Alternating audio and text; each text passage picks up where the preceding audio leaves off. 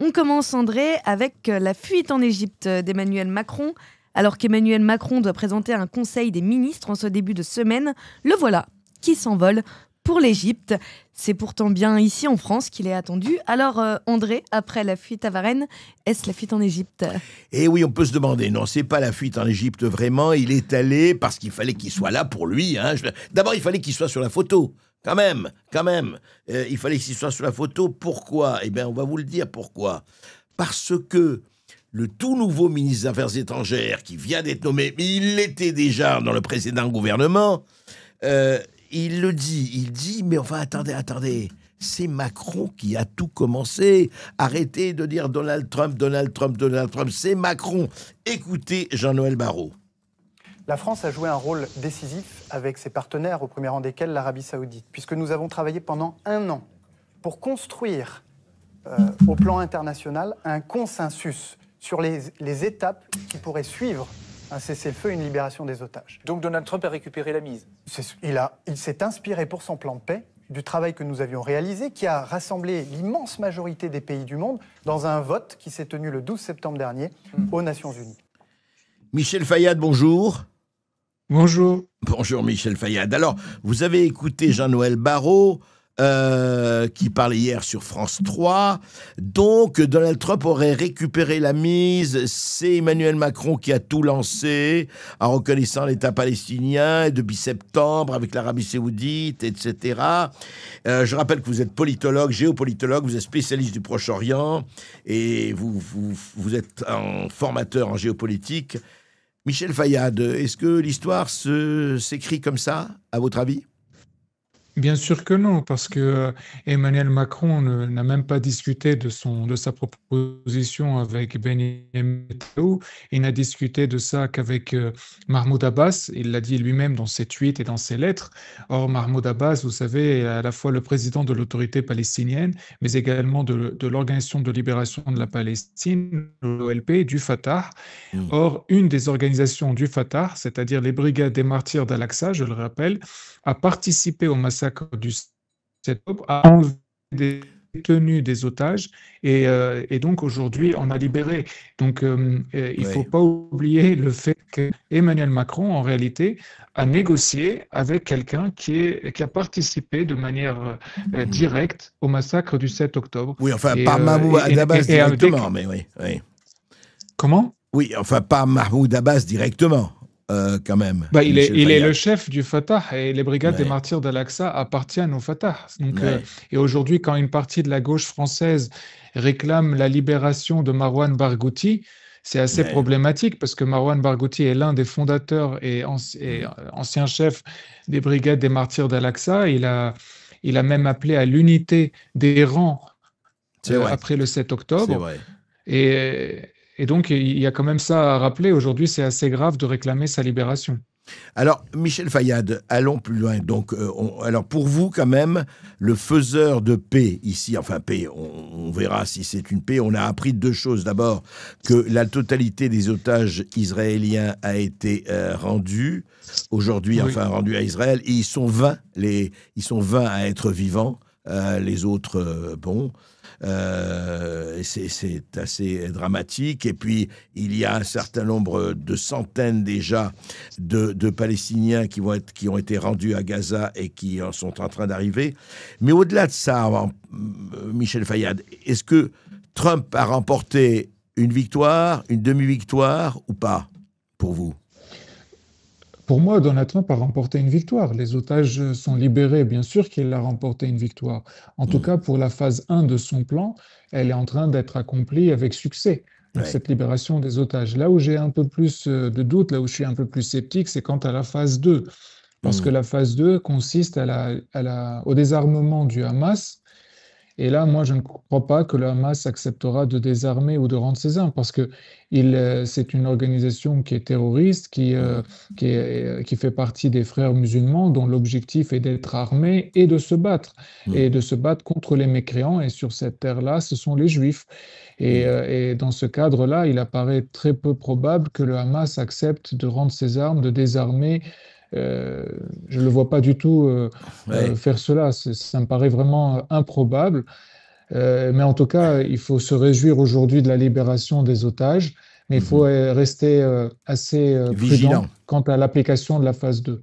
Alors justement, Michel Fayad, il y a des informations, je ne sais pas si elles sont recoupées complètement, on dit qu'il y a des règlements de compte qui se passent à Gaza et qu'il y a des familles palestiniennes, même des tribus palestiniennes, qui sont en train d'être, je dirais, emprisonnées ou tuées par le Hamas parce qu'ils ils se sont pas, entre guillemets et grandes guillemets, bien conduits depuis 2 ans, pendant les hostilités.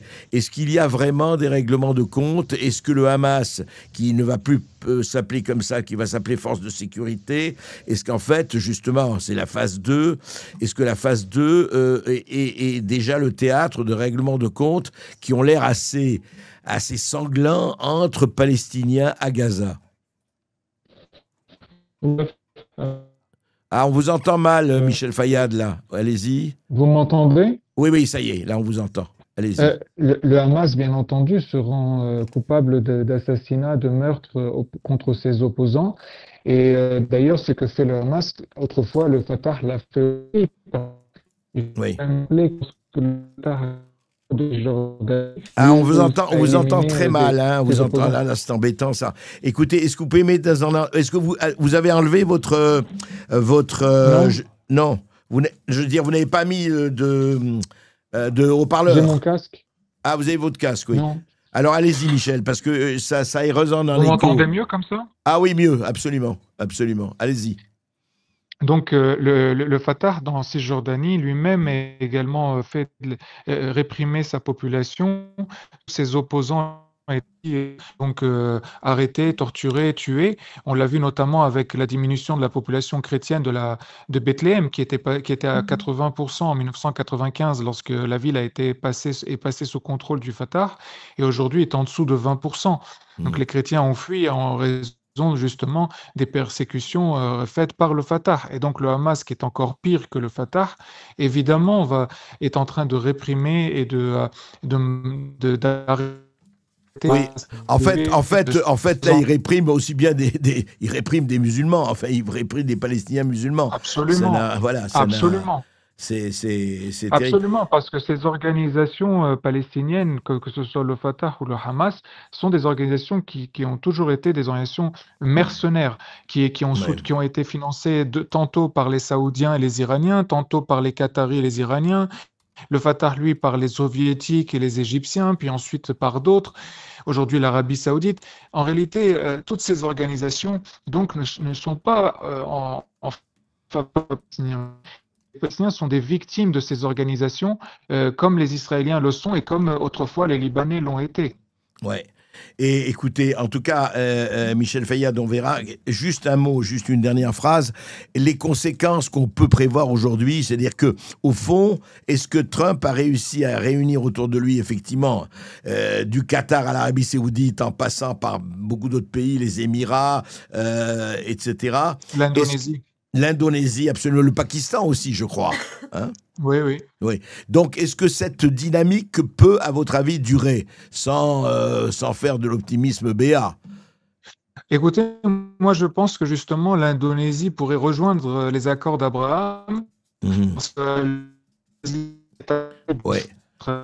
Écoutez, Michel, on a un vrai problème. Il faudra trouver une autre solution, mais malheureusement, on est obligé d'arrêter. Le son n'est pas bon du tout. La prochaine fois, on fera ça en Zoom et on vous reprendra.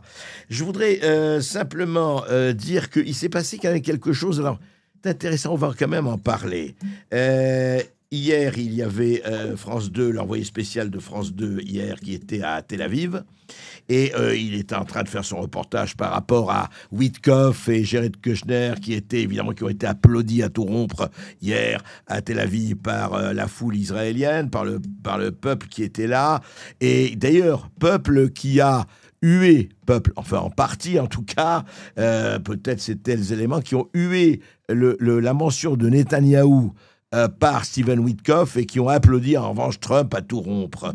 Écoutez ce petit passage, ça dure très peu, mais écoutez bien ce passage du reportage de France 2. Plus cette libération approche, plus les minutes paraissent longues aux Israéliens qui se sont réunis ici ce soir pour ces Israéliens très importants. Comme vous le voyez, il y a beaucoup de gens qui sont ici, y compris. Voilà, Macron démissionne, rentre chez toi, antisémite, vous êtes antisémite. Je crois que vraiment là-dessus, je voudrais dire quelque chose, il faudrait vraiment raison garder là-dessus de part et d'autre. Oui, il y a des antisémites et il y a des gens qui sont pour l'éradication d'Israël. Oui, mais il y a quand même quelque chose qu'il faut dire. On peut parfaitement critiquer la politique israélienne du gouvernement israélien sans pour cela être antisémite. Il faut quand même arrêter ces amalgames et cette confusion.